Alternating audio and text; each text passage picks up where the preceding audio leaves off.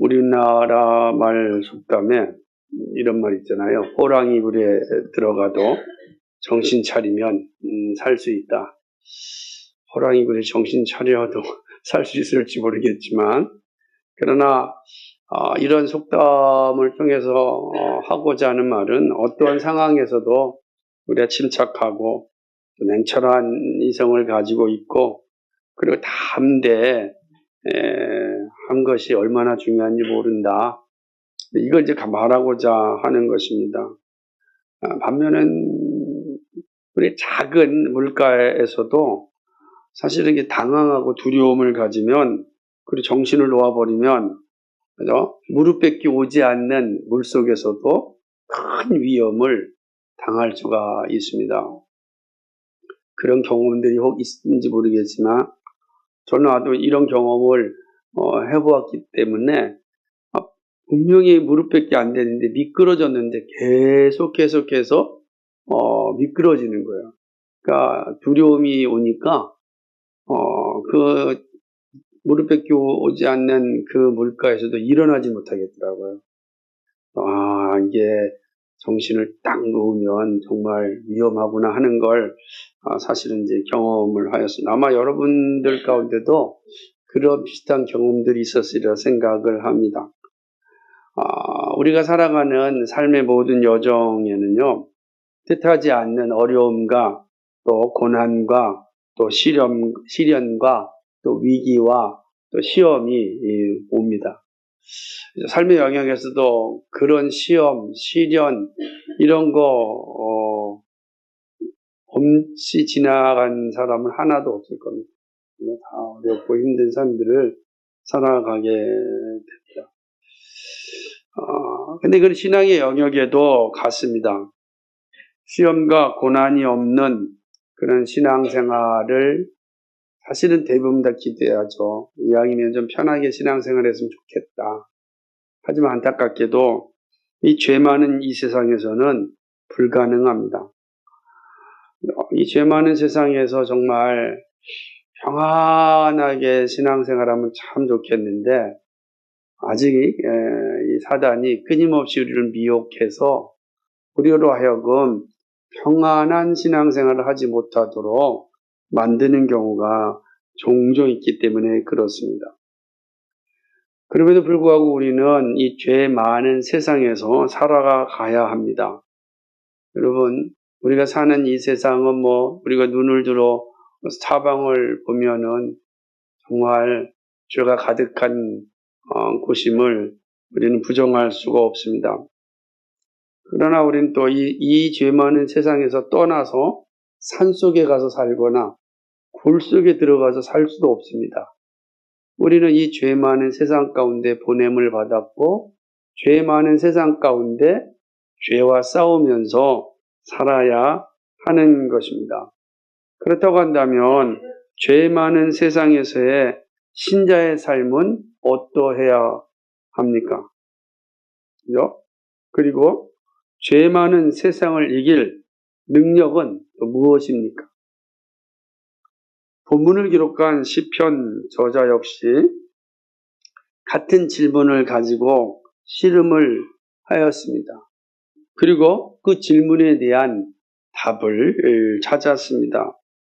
본문 말씀을 잘 보면 죄 많은 세상에서 미혹당하지 않고 믿음을 지킬 수 있는 길이 무엇인지를 말씀합니다.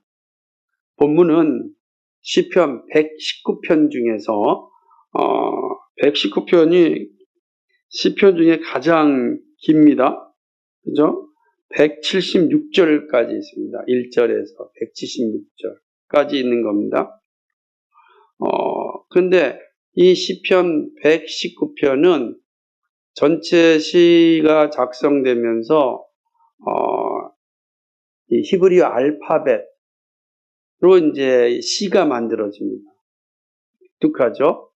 그러니까 1장 1절은 알렙이는 알렙, 베타 이렇게 나가는 건데 근데 이게 그 단어 하나를 가지고 시를 다 써. 나중에 이제 119편을 다 공부할 때가 있을 텐데요.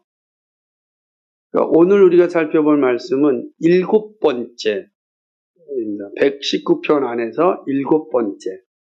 알파벳으로 하면 자인이라고 하는 단어입니다. 자인. 그러니까 자인이라고 하는 7번째의 그 시편이라고 할 수가 있습니다. 그리고 이 시는 49절부터 56절까지는 다 이 자인으로 이제 시작을 하게 됩니다.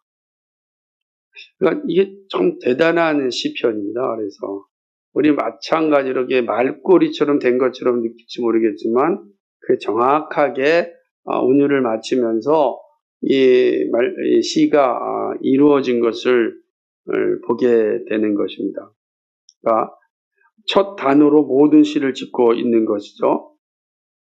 그 본문 49절에 이제 히브리 시로 읽으면 첫 문장은 자카르라고 이제 시작합니다. 자카르라고 하는 것은 기억하소서, 기억하다 이런 이제 단어인 것입니다.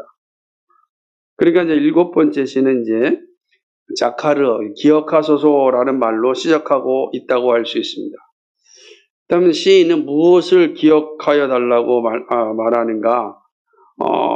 오늘 이제 49절에 보면은 하나님께서 하신 말씀을 기억하여 달라고 노래합니다. 하나님께서 하셨던 그 말씀, 하나님께 주셨던 그 말씀을 기억하십시오라고 이제 노래하고 있는 것을 보게 됩니다. 왜냐하면 하나님의 말씀이 자신에게 소망을 갖게 하였기 때문입니다. 시인은 자신이 소망을 가진 이유가 하나님의 말씀에 있다고 말합니다. 그럼 이거 잘 생각해 보면 이 시인은 삶에 있어서 소망이 끊어진 것 같은 상황 가운데 있었음을 보여줍니다.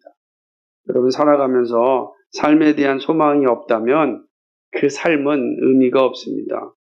육신은 살아있지만 죽은 존재와 같습니다. 소망이 없다고 한다면 삶이 얼마나 우울하겠습니까? 내가 왜 살려고 하냐면 소망 때문에. 각자 가진 소망이 있으니까 그 소망을 붙잡고 살아가는 겁니다. 어떤 사람에게 있어서 그 소망이 돈일 수 있고, 그 가족일 수 있고, 자녀일 수 있고, 자기가 하는 성공일 수도 있을 겁니다. 그 소망이 작든 크든 소망이 있으니까 삶의 의미를 갖게 됩니다. 소망이 없으면 그냥 삶은 나락으로 떨어질 수밖에 없는 것입니다. 그래서 기억하소서, 하나님께서 저에게 주신 말씀을 기억하십시오. 저는 그 말씀 때문에 제가 소망을 가졌습니다. 이게 이제 49절에서의 노래입니다. 그러면서 50절에서는 소망이 주는 힘을 노래합니다. 50절은 조투라고 하는 단어로 이제 시작을 합니다. 자인의 조투라고 하는 단어인데 이것은 이제 이것이라는 말인데요. 다시 말하면 이 말씀을 의미하는 겁니다. 이 말씀이 소망인 이유는 고난 중에 위로가 되었기 때문입니다. 이 말씀이 나에게 소망인데 그 이유는 내가 고난받을 때, 정말 절망 가운데 있을 때, 아무것도 보이지 않을 때, 그래서 모든 사람에게 버림받았다고 생각할 때 그 말씀이 나에게 위로가 되었습니다. 라고 하는 것입니다. 주님의 말씀이 살리셨기 때문입니다. 그래서 살다 보면 죽고 싶다는 생각이 들 때도 있습니다. 여러 가지 이유가 있습니다. 그러나 궁극적으로는 사단이 미혹하여서 살 수 있는 빛을 보지 못하게 가렸기 때문입니다. 그러니까 빛을 보지 못하면 여러분 생각해보세요. 다 깜깜한다고 생각해 보십시오. 인생이 다 깜깜합니다. 의미가 없다고 생각하죠. 근데 삶의 빛을, 그냥 작은 빛 하나를 보면 소망이 생기는 겁니다. 근데 사단은 그 빛을 못 보게 하는 거죠. 그래서 그냥 절망하게 만드는 겁니다. 절망해서 스스로 자신의 삶을 포기하게 만드는 그것이 바로 사단, 마귀가 하는 일인 것입니다. 시인에게도 위기가 왔습니다. 어려움이 왔습니다. 미래가 보이지 않습니다. 삶이 답답합니다. 일이 잘 풀리지 않습니다. 가슴이 답답하고 화는 나는데 어떻게 해야 할지 모르겠고 갑갑합니다. 그러니 소망이 있겠습니까? 소망이 없으면 삶에 의지도 없고 의지가 없으면 아무렇게나 살고 싶고 우울해집니다. 그것이 시인이 처한 상황이었습니다.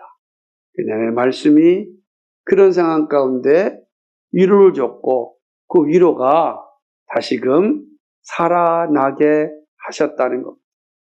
내가 고난 중에 이 위로가 된 이 말씀으로 인하여 참으로 다시 살아날 수 있게 되었습니다. 라고 이야기합니다.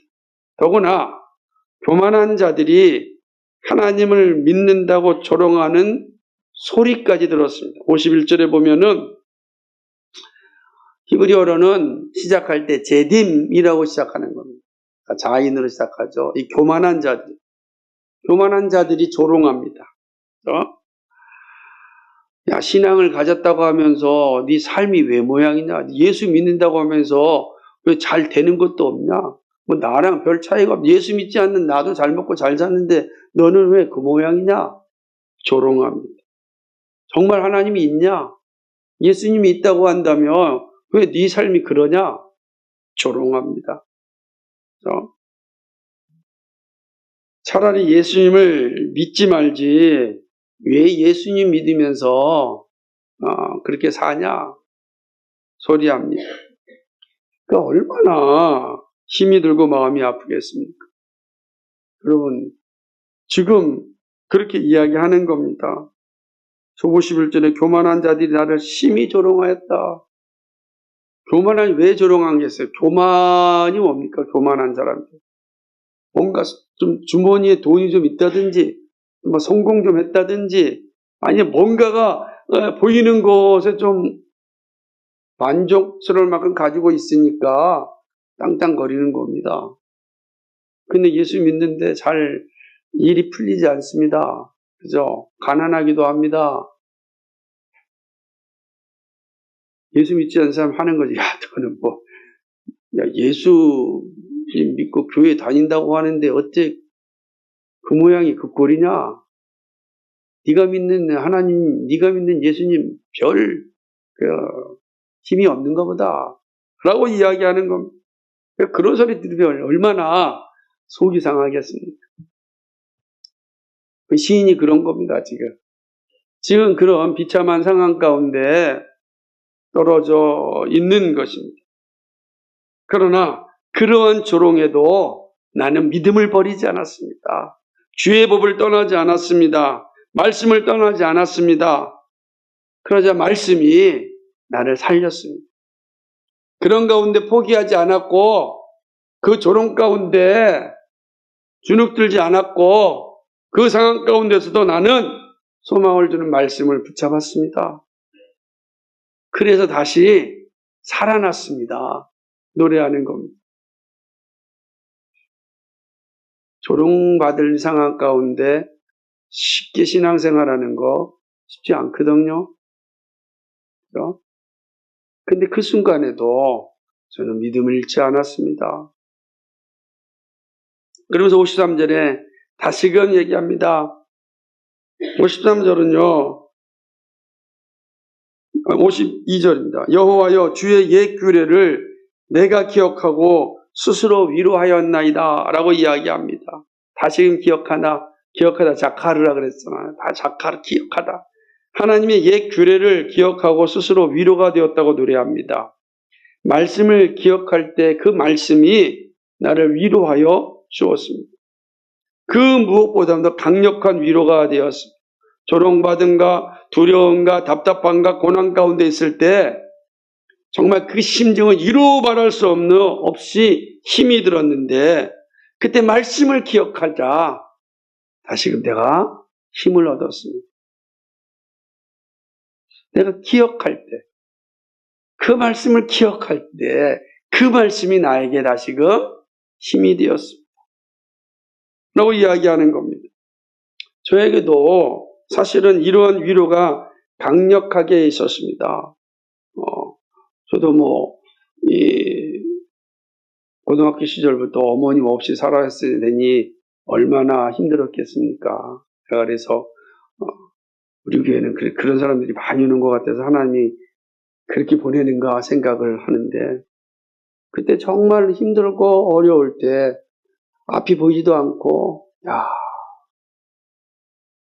더군다나 고3 때였으니 얼마나 또 힘이 들었는지 모릅니다. 깜깜하고 힘들어서 어떻게 해야 될지 모르는 그런 시대죠. 고등학생이라는 게 그게 대단히 큰 모습을 가지고 있는 것 같아도 어리거든요. 제가 그런 것 같아요. 근데 저에게 시편 27편 10절 말씀이 기억났습니다.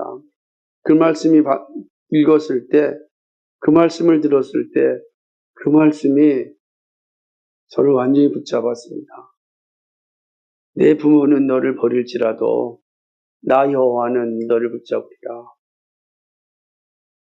나를 붙잡으신 하나님. 나의 세상에서 가장 가까운 게 부모인데, 부모가 버릴지라도 하나님이 나를 붙잡으신다는 거예요. 세상에서 생각할 때 가장 가깝다고 여기는 사람이 떠나간다 할지라도 하나님이 붙잡으신다는 거예요. 그게 얼마나 큰 힘이 되는지 모릅니다. 그 힘이 저의 고등학교 시절을 방황하지 않게 하였고, 그 시절을 견디게 하였고, 비록 긴 시간 어렵고 힘든 과정을 겪었지만, 그러나 다시금 절망하지 않고 지금 이 자리에로 있게 된 것입니다. 말씀이 세상으로 도망가지 않게 하였고, 얼마든지 방황하고 타락할 수 있었는데 말씀이 힘을 주었고 위로를 주었습니다. 그래서 주의 법을 떠나지 않았고 힘을 내어서 고난의 시간을 견디었습니다. 이 말씀을 기억할 때 누리는 은혜입니다. 그러나 이 말씀을 무시하는 자들이 있습니다. 여전히 존재하죠. 시인은 은혜를 모르고 말씀을 무시하는 자들을 볼 때 거룩한 분노가 일어난다고 노래합니다. 이 위로를 주고 새 생명을 주는 이 말씀을 무시하고 멸시하는 자들을 보면 막 속에서 막 분이 일어난다. 53절에 보면은 이렇게 맹렬한 분노가 일어난다. 맹렬한 분노가. 시작할 때 그 단어입니다. 자르아파라고 하는 겁니다. 말씀을 무시하는 것은 하나님을 무시하는 것입니다. 그러기에 시인의 마음에는 교만한 자들, 말씀을 무시하는 자들에 대한 맹렬한 분노가 있다고 말합니다. 이것은 말씀이 주는 능력이 세상이 주는 능력을 늘기, 이길 수 있음을 보여주는 장면입니다. 내가 분노한다는 건 나중에 살펴보겠지만은 사랑으로 얼마든지 이겨낼 수 있음을 보여주는 것입니다. 시인은 말씀이 나그네와 인생길에서 노래라고 말합니다. 54절의 말씀을 보면 내가 나그네 된 집에서 주의 율례들이 나의 노래가 되었다라고 표현합니다. 히브리어는 노래가 첫 번째로 나옵니다. 자미르라는 단어예요. 노래는 어떤 겁니까? 언제나 어디서나 흥얼거리며 부를 수 있는 겁니다. 그러니까 하나님의 말씀이 흥얼거리는 노래가 되었다라고 이야기하는 것입니다. 노래는 여러분 다 노래 좋아하잖아요. 청년들 보면은 노래방 가 노래하기도 하고, 여러분 악기를 가지고 노래하기도 하지 않습니까? 노래는 우리의 감정을 움직입니다. 우리의 위로를 많이 주죠. 때때로는 노래가 힘이 되기도 합니다. 그 노래가 가지고 있는 그 모습이라고 할 수 있습니다. 근데 시인은 말씀이 노래가 되었다라고 이야기합니다. 말씀이 노래가 되어 어디서든 흥얼거리면서 그 말씀이 나에게 삶의 소망이 되었고 위로가 되었고 능력이 되었다는 겁니다. 흥얼거립니다. 말씀을 늘 입에서 떠나지 않는다는 겁니다. 흥얼거리면서 그 말씀이 나에게 위로가 되었고 생명이 되었다는 것입니다. 그러면서 다시금 55절에 와서 시인은 말씀을 기억한다. 자카르라고 이야기합니다. 내가 여호와여 내가 밤에 주의 이름을 기억하고 주의 법을 지켜나이다. 내가 기억합니다. 근데 이 장면을 보게 되면 언제 기억하냐면 밤에 주의 이름을 기억하고 주의 법을 지킨다고 얘기해요. 밤에. 밤이라는 게 중요합니다. 하루 중 활동하는 나뿐만이 아니라 모든 것을 쉬는 밤에도 말씀을 기억하고 지켰다고 말씀합니다. 이것은 인생의 황금기인 젊은 시절뿐 아니라 노년의 시기에도 변하지 않고 말씀을 기억하고 지켰다는 의미입니다. 또한 돈이 많고 권력이 높거나 때때로는 가난하거나 혹은 힘있는 순간에도 변함없이 말씀을 기억하고 지켰다는 의미입니다. 그래서 죄 많은 세상에서 살아남았다고 노래합니다. 이 죄 많은 세상에서 그러니까 이제는 낮에만 지킨 게 아니라 밤에도 난 이 말씀을 기억하였다. 이게 참 멋있는 표현이잖아요. 잘 나갈 때만 말씀을 붙잡고 산 것이 아니라 정말 흑암 가운데 있을 때라도 나는 그 말씀을 기억하였다. 그러므로 흑암 속에서도 포기하지 않았다. 라고 하는 것입니다. 그리고 마지막 56절에 와서 다시 이것을 강조합니다. 이거 조투죠. 이것은 자신의 소유를 노래합니다. 56절을 보면은 내 소유는 이것이니 그 주의 법도를 지킨 것입니다. 내 소유는 이것이다. 그 소유가 뭐냐? 주의 법도를 지킨 것이다. 조금 이 내 소유라는 것을 이렇게도 표현할 수 있습니다. 내가 받은 축복이 무엇이냐? 내가 주의 법도를 지킨 것이다. 복이 나에게 왔는데 어떻게 왔느냐? 내가 주의 법도를 지켰더니 주의 복이 나에게 왔다라고 이야기하는 것입니다. 시인의 행복은 주의 말씀을 지킨 것에 있습니다. 여러분 종종 자신의 소유 중에서 가장 좋은 것을 좀 자랑하고 싶을 때가 있을 것입니다. 또한 다른 사람에게는 없는데 나에게만 있는 것 있으면 좀 꺼내서 자랑하고 싶은 마음도 있을 것입니다. 아마도 그래서 사람들이 명품을 가지고 싶어하는 그런 마음인지 모르겠습니다. 자신에게만 있다면 그 매일매일 닦고 보고 그리고 만족해 할 것입니다. 그런 측면에서 여러분의 보물은 무엇입니까? 예로부터 가장 소중한 거, 가장 귀하게 여기는 거, 그걸 한 단어로 말하면 뭐라 그래? 보물이라 그러지 않았습니까? 보물. 여러분의 보물. 근데 시인의 보물, 그건 바로 말씀이었습니다. 그리고 말씀에 대한 순종이었습니다. 시편 기자의 노래에는 이것이 가득합니다. 나의 보물은, 나의 소유는 바로 하나님의 말씀이다. 주의 말씀이다. 라고 하는 것입니다. 그리고 나는 그 주의 법도를 지킨 것이 나의 축복이다. 라고 말하고 있습니다. 시편 기자의 노래를 보면서 여러분 어떤 생각이 드셨습니까? 저는 2025년도를 기대하면서 이 시편 119편 특별히 50절 말씀이 가장 가슴에 왔습니다. 그러면서 우리가 살아날 수 있는 게 뭘까? 그건 바로 주의 말씀이다 라고 노래하는 이 시인의 이야기가 우리에게 가장 필요한 말씀이라 그래서 시편 기자의 말씀을 함께 소유하고자 합니다. 시편 기자가 누렸던 그 축복을 우리도 누렸으면 합니다. 시편 기자의 말씀에서 우리는 매우 중요한 교훈을 얻게 됩니다. 그것은 우리의 삶에 너무나도 중요합니다. 첫째로요, 주의 말씀은 삶의 소망을 줍니다. 우리의 소망에 따라 우리의 삶이 달라집니다. 사람은 소망을 따라 살게 됩니다. 소망이 소원일 수 있습니다. 기대일 수 있습니다. 여러분은요, 무엇을 소원하고 기대합니까? 주의 말씀을 기억할 때 참된 소망을 가지게 됩니다. 주의 말씀을 가까이 할 때 말씀이 우리에게 가까이 옵니다. 그리고 그 말씀이 우리로 하여금 다시 살게 합니다. 야고보서 4장 8절에 하나님을 가까이 하라. 그리하면 너희를 가까이 하시리라 말씀하셨습니다. 하나님을 가까이 할 때 하나님을 가까이 하십니다. 하나님을 가까이 할 때 말씀이 우리를 가까이 합니다.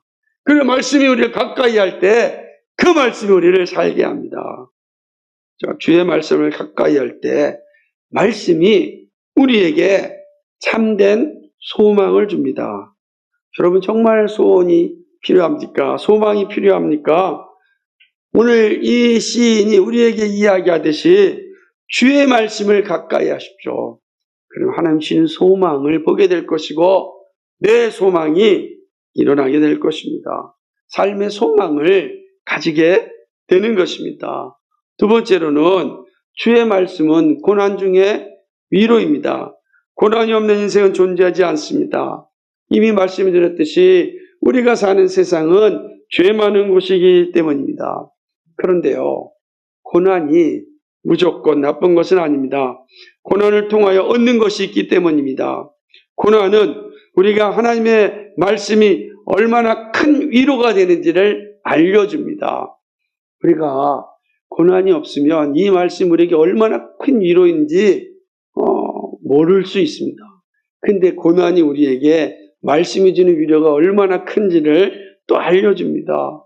그리고 하나님이 주시는 그 말씀이 얼마나 큰 능력인지를 깨닫게 되는 것입니다.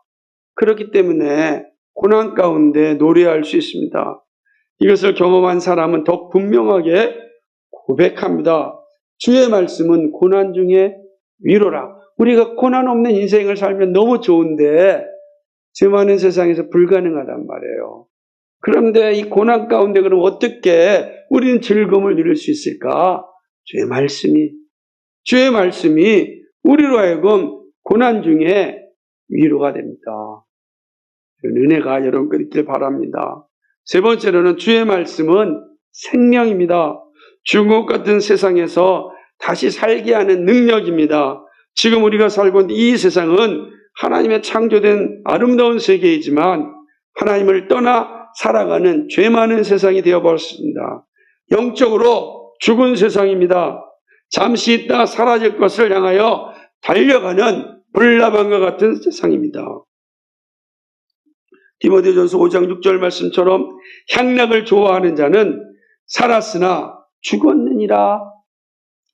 전에도 우리도 다 그 가운데서 우리의 육체의 욕심을 따라 지내며 육체의 마음이 원하는 것을 하여 다른 이들과 같이 본질상 진노의 자녀이었더니. 에베소서 2장 3절 말씀입니다. 향락을 좋아하는 자, 육체의 욕심을 따라 지내는 자, 본질상 진노의 자녀입니다. 우리가 그런 존재였습니다. 왜냐하면 이 세상이 그런 세상입니다.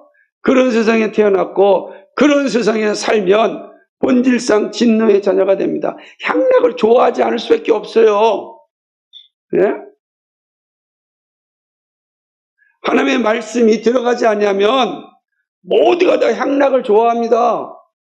예외가 없어요. 다 좋아합니다. 다 육체의 욕심을 따라 살아갑니다. 예외가 없다고요. 그게 본질상 진노의 자녀입니다. 그런데 주의 말씀이 우리에게 왔습니다. 그 말씀이 우리로 하여금 다시 살게 하였습니다. 향락을 따라 본질상 진노의 자녀의 자리가 아니라 다 새 생명을 얻게 하였습니다. 허물로 죽은 우리를 그리스도와 함께 살리셨고, 그렇습니다. 우리는 허물로 죽은 자였습니다. 죄로 말미암아 죽은 자였습니다. 죽은 자라는 게 어떤 존재입니까? 향락을 쫓아 살아가는 자예요. 다 자기 욕망을 따라 살아가는 자, 그게 죽은 자들입니다. 그렇게 향락을 쫓아 살다가 욕망을 따라 살다가 다 지옥으로 가는 인생입니다. 예외가 없습니다. 그런데 주의 말씀이 우리로 하여금 그리스도와 함께 살리셨습니다. 또 함께 일으키사 그리스도 예수 안에서 함께 하늘에 앉혔습니다. 죽은 우리를 살리셨습니다. 이 놀라운 사실이 말씀으로 기록되어 있습니다. 그리고 말씀으로 다가옵니다. 이 말씀을 믿을 때 우리는 죽음에서 생명으로 변화됩니다. 구원의 은혜가 주어집니다. 그러므로 주의 말씀은 생명입니다. 주의 말씀을 가진 자는 죽지 않습니다. 죄 많은 세상에서 싸울 수 있는 힘을 가지게 됩니다. 네 번째는 주의 말씀은 세상의 조롱을 이기는 능력입니다. 말씀의 육신이 되사 우리 가운데 오신 예수님은 이 땅에서 십자가의 사명을 감당하셨습니다. 근데 십자가의 사명을 감당하시기 전에 제자들을 위한 기도에서 세상이 제자들을 대하는 태도에 대하여 알려주었습니다. 요한복음 17장 14절에 보면 내가 아버지의 말씀을 그들에게 주었사오매 세상이 그들을 미워하였사오니 이는 내가 세상에 속하지 아니한 같이 그들도 세상에 속하지 아니함으로 인함입니다. 예수님을 조롱하였던 세상이 예수님의 제자인 우리를 미워합니다. 예수님 믿는다고 조롱합니다. 믿음의 선배들이 그러한 조롱을 다 받았습니다. 놀랍지 않습니까? 예수 믿는 사람들 가운데 조롱받지 않은 사람이 없어요.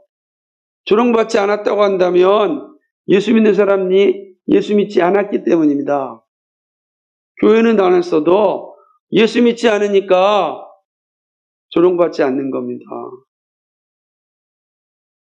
그게 역사적 사실이고 왜 예수님이 말씀하시기를 세상이 너희를 미워한다 그랬습니다. 미워한다고. 쉽게 사는 법, 거짓과 술수와 사기를 통해서 삶의 질을 높이는 법 얼마나 많은지 모릅니다. 그런 미혹과 유혹들이 우리에게 얼마나 다가오는지 모릅니다. 그렇게 살지 맙시다 하면은 널 그렇게 잘났냐? 이야기합니다. 잘나서 그런 게 아니라 못났기 때문에 그러는데 하나님의 말씀이 그렇게 이야기하니까 사람들이 한심하다고 이야기합니다. 너 그래가지고 살 수 있겠냐라고 이야기합니다. 사도 베드로는 조롱이 말세의 모습이라고 이야기합니다.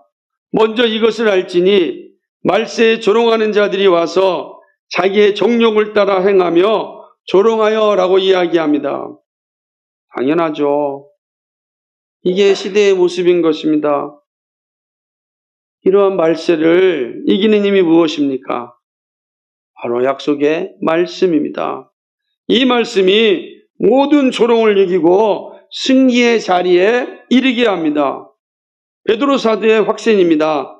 그러므로 모든 육체는 풀과 같고 그 모든 영광은 풀의 꽃과 같으니 풀은 마르고 꽃은 떨어지되 오직 주의 말씀은 세세토록 있도다.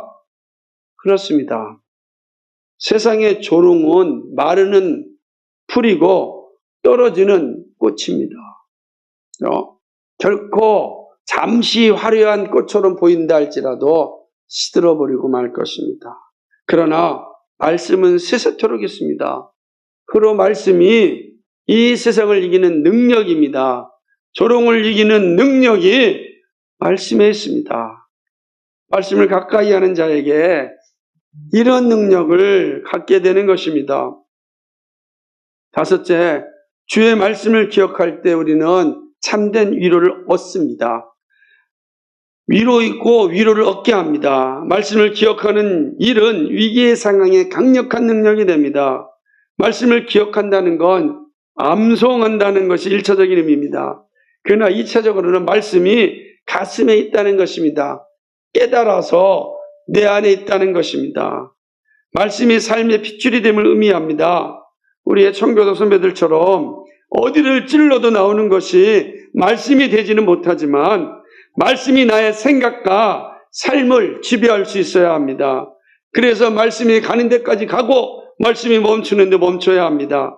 말씀을 기억할 때 위기를 이기기도 하지만 지쳐있을 때 위로를 얻게 합니다. 왜냐하면 말씀은 성령이 역사하는 통로이기에 말씀을 기억할 때 성령의 충만한 일하심을 보게 됩니다. 그래서 우리는 말씀을 읽고 암송하는 일이 필요합니다. 그렇죠? 말씀을 잘 깨닫는 일과 함께 말씀을 기억하는 게 필요해요. 나이가 들면 암송하는 게 어려워요. 그래서 나이가 들면 말씀을 여러 번 읽어야 돼요. 자주 읽는 게 좋습니다. 그런데 나이가 어린 여러분들은요, 암송해야 돼요. 귀한 말씀들 한 구절 한 구절 암송해 놓으십시오. 놀랍게도 저도 어린 시절에 암송했던 말씀만 계속해서 기억납니다. 그 말씀이 얼마나 큰 힘이 되고 능력이 되는지 모릅니다.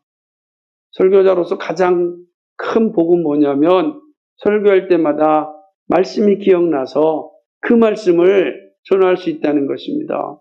여러분, 말씀을 기억나면 그 말씀이 우리의 위기의 순간에 얼마나 큰 힘이 되는지 모릅니다. 또한 어렵고 힘든 순간에 또 슬픔의 순간에 얼마나 큰 위로가 되는지 모릅니다. 위로를 얻습니다. 말씀을 암송하는 자, 말씀을 가슴에 담고 있는 자, 위로가 충만한 자가 되는 것입니다. 여러분, 말씀이 주는 위로를 받으시기 바랍니다. 여섯 번째는 주의 말씀을 무시하는 자들에게 대하여 분노합니다. 그렇죠?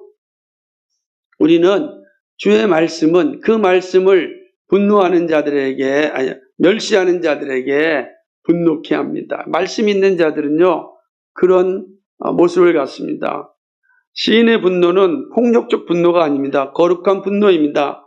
신약의 가르침을 따르면 손으로 악을 이기는 분노입니다. 악인들의 머리에 심판의 숯을 쌓게 하는 분노입니다. 그러므로 하나님의 법을 무시하는 자들에게 오히려 사랑으로 진리를 전하여 굴복케 하는 능력입니다. 이게 주의 말씀을 가지면 이런 능력을 갖게 되는 것입니다. 놀랍지 않습니까? 손으로 악을 이길 수 있는 힘은요, 우리에게서 나오지 않습니다. 근데 말씀이 있으면 그 말씀이 손으로 악을 이기는 힘을 갖게 합니다. 그렇죠? 주님께서 이 진리를 우리에게 가르쳐 주셨습니다.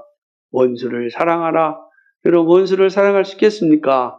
그 쉬운 일이 아닙니다. 근데 말씀이 내 안에 있으면 그 말씀이 나로 하여금 그 일을 감당하게 합니다. 일곱 번째, 주의 말씀이 우리의 인생의 노래입니다. 말씀이 노래가 됨을 보여주는 것이 아마도 시편 찬송일 것입니다.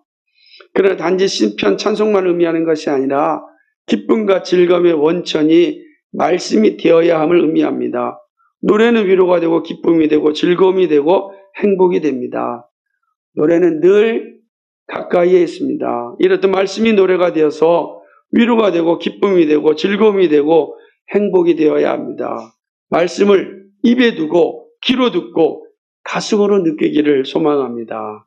여덟 번째는 주의 말씀은 인생의 밤에 더 기억하고 지켜야 합니다. 살다 보면 이라는 말은 나이가 들면 자주 하게 됩니다. 그래서 유행가도 있습니다. 살다 보면요, 기쁘고 즐거운 일도 있지만 인생의 밤이 찾아오기도 합니다. 돈으로 인하여 당하는 밤, 관계로 인하여 당하는 밤, 건강으로 인하여 당하는 밤, 생각대로 일이 잘 풀리지 않는 다양한 모습의 밤이 있습니다. 참으로 폭풍 가운데 밀려가는 것 같은 밤이 있습니다. 그러면 정말로 마음이 너무 힘듭니다. 야, 이렇게 살아야 되는가? 왜 나는 이렇게 태어났고 이런 어려움 속에서만 있어야 되는가? 온갖 생각이 다 듭니다. 그리고 그 생각이 지나치면 분노가 일어납니다. 이놈의 세상 이렇게 살아서 뭐 하겠는가? 분노도 막 일어나고, 그러면 죄를 짓고 폭력을 행사하고 그렇게 살아갑니다. 그리고 모든 걸 포기하는 절망의 밤 속에 더 깊이 들어가기도 하는 것입니다. 그때 우리가 기억할 것이 있습니다. 바로 말씀입니다. 말씀이신 예수님입니다. 한 번은 제자들이 예수님과 함께 갈릴리 호수를 배를 타고 갔습니다. 그때 바람이 불고 파도가 일어났습니다. 난리가 났습니다. 근데 예수님이 그 배 안에서 자고 있었습니다. 제자들이 두려움 가운데 서서 난리치고 있을 때 예수님이 일어나셔서 바다야, 파도야, 잠잠하라 하자 잠잠해졌습니다. 그러자 제자들이 깜짝 놀랐습니다. 이렇게 놀라고 있는 제자들을 향하여서 예수님께서 이런 말씀하십니다. 예수께서 이르시되 어찌하여 무서워하느냐? 믿음이 적은 자들아. 그랬습니다. 인생의 깊은 밤을 지내고 있다면 지금 함께 계시는 주님을 보시기 바랍니다. 주님께서 어두운 밤을 지내고 있는 여러분의 마음을 아십니다. 그리고 말씀하십니다. 어찌하여 무서워하느냐? 어찌하여 두려워하느냐? 어찌하여 염려하느냐? 믿음이 적은 자들아. 여러분, 우리의 믿음이 적으면 안 됩니다. 여러분을 보지 마시고 주님을 보셔야 됩니다. 여러분의 환경을 보지 마시고 주님을 보셔야 됩니다. 세상을 무서워하지 마시고 주님을 의지하시기 바랍니다. 인생의 밤에는 더욱 주님의 말씀을 기억하고 의지하시기 바랍니다. 사는 길이 여기에 있습니다. 마지막 9번째는 주의 말씀을 순종하는 것이 최고의 축복입니다. 여러분이 가진 최고의 보물이 무엇입니까? 여러분이 소유하고 있는 최고의 기쁨이 무엇입니까? 여러분의 최고의 기쁨이 주의 말씀을 순종하는 것이 되기를 소망합니다.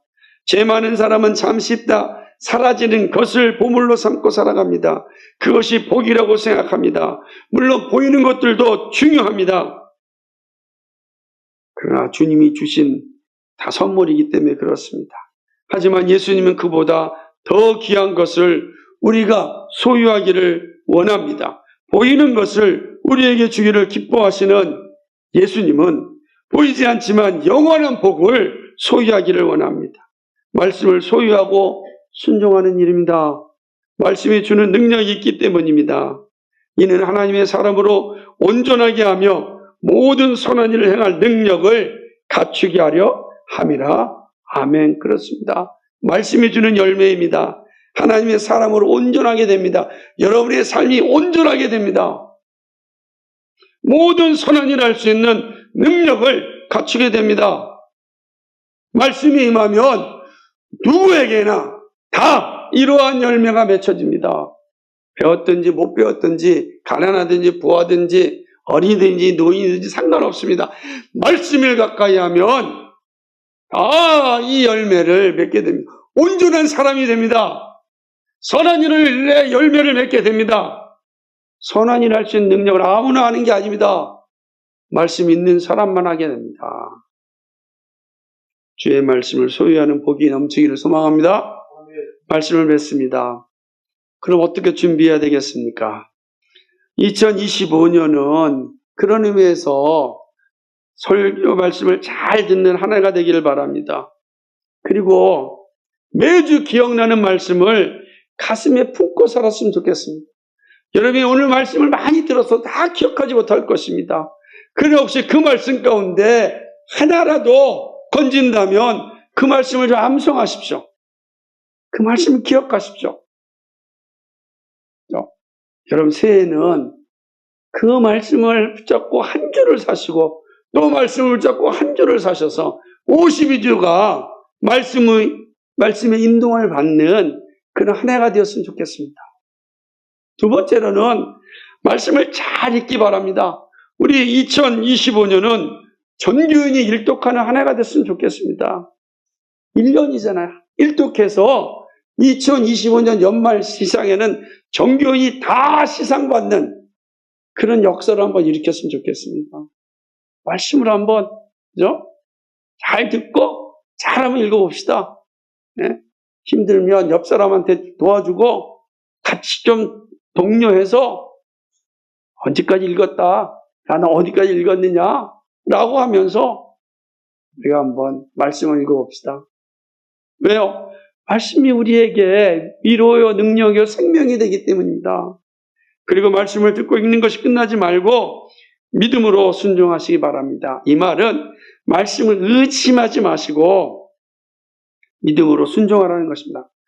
말씀을 결코 의심하지 마십시오. 말씀을 의심하면 말씀이 주는 은혜를 체험할 수 없습니다. 말씀 의심하지 마시고 말씀이 주는 은혜를 체험하기를 바랍니다. 사도 요한의 말씀을 기억합시다. 이 예언의 말씀을 읽는 자와 듣는 자와 그 가운데 기록한 것을 지키는 자는 복이 있나니 때가 가까우리라. 아멘. 요한계시록 1장 3절 말씀이지 않습니까? 2025년은 우리 모두 말씀이 주는 복을 받길 소망합니다. 전 정말 여러분이 복 받기를 원합니다. 이 세상이 주는 복, 비교할 수도 없는 그런 하늘의 복을 많이 받았으면 좋겠습니다. 아니, 풍성하게 받았으면 좋겠습니다. 넘치게 받았으면 좋겠습니다. 복 있는 삶이 되기를 바랍니다. 복 있는 삶이 돼서 감사가 넘쳐나는 삶이 되기를 바랍니다. 하나님 지금 복이 여러분을 넘쳐서 교회가 좀 복 받았으면 좋겠습니다. 진정으로 복을 충만하게 받는 2025년이 됐으면 좋겠습니다. 말씀의 복이 여러분과 함께해서 말씀이 주는 놀라운 열매들이 여러분과 여러분의 가정을 통하여 넘쳐나기를 주님의 이름으로 간절히 축복합니다. 네. 아멘. 기도하겠습니다. 거룩하신 하나님 아버지, 참 고맙고 감사를 드립니다. 오늘 시편 이 기자의 놀라운 고백 속에서 2025년을 생각합니다. 주의 말씀이 나를 살립니다. 오직 말씀만이 나를 살립니다. 오직 말씀만이 나의 위로이고 오직 말씀만이 나의 소망이고 오직 말씀만이 조롱 가운데서 이겨내는 능력이고 오직 말씀만이 나로 하여금 어두운 밤 속에서도 절망하지 않게 하는 힘이 됩니다. 오직 말씀만이 나의 최고의 보물이고 소망입니다.